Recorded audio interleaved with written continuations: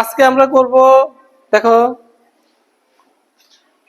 তোমাদের গণিত বইয়ের 6 নম্বর পৃষ্ঠা, 6 নম্বর পৃষ্ঠার এই যে 5 নম্বর অঙ্কটা এখন আমরা করব। সবাই একটু খেয়াল করে দেখবা কিভাবে করি। সহজ পদ্ধতিতে গুণ করি। আমরা তো আজকে কয়েকদিন যাবত করতেছি কি সহজ পদ্ধতিতে গুণ করো। এই সহজ পদ্ধতিতে গুণের এই 5 নম্বর অঙ্কটা দেখো কিভাবে করি। প্রথম সংখ্যাটা কত আছে? 1100। পরেরটা কত আছে? 277। আমরা যে আগে অঙ্কগুলি করছিলাম এগুলি আছিল 99, 999, 9990, এই সংখ্যাগুলি আছিল কেমন। আর আজকে আছে কত? 1100। আর 6 নম্বর অঙ্ক দেখো কি আছে? 101। যদি এরকম থাকে তাহলে আমরা কিভাবে সহজ পদ্ধতিতে গুণ করবো একটু ভালো করে খেয়াল করবা।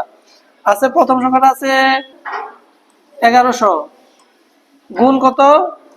277। হ্যাঁ, আমরা এখন 1100-কে ভাঙবো। কতকে ভাঙবো?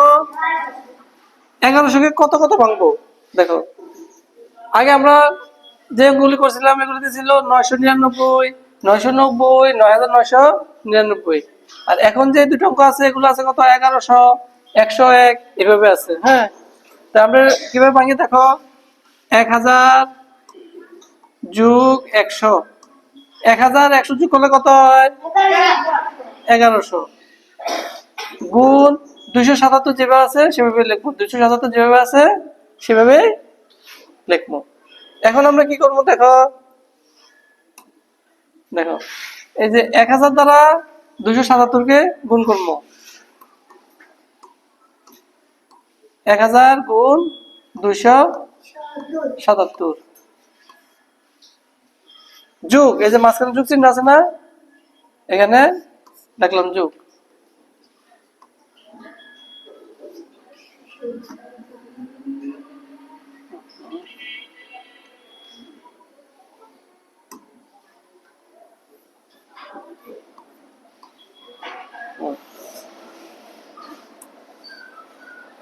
আবার আমরা এখন কোন সংখ্যাকে গুণ করবো দেখো।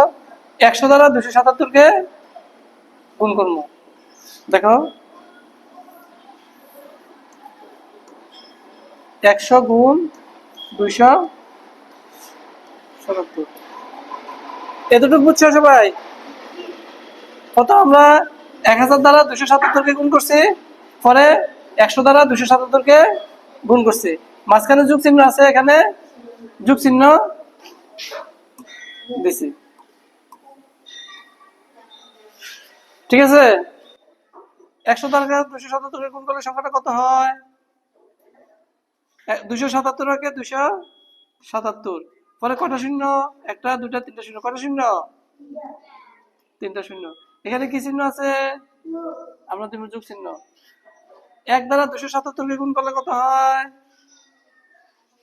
277। কয়টা শূন্য আছে? দুইটা, দুইটা শূন্য। এখন আমরা কি করবো? সংখ্যাগুলিকে যোগ করবো। 0 0 যোগ করলে কত? এই 0 এই 0 যোগ করলে কত? 0। 7 আর 0 যোগ করলে কত? 7। এই 7 আর 7 যোগ করলে কত? 14, 4। হাতে আছে কত? 1। 2 আর 1 3। 3 আর 7 কত? 10 এর 0। হাতে আছে কত? 1। 2 আর 1 3। কত হয়েছে? উত্তর কত হয়েছে? শতক, হাজার, অযুত, লক্ষ। কয় লক্ষ? কত হাজার?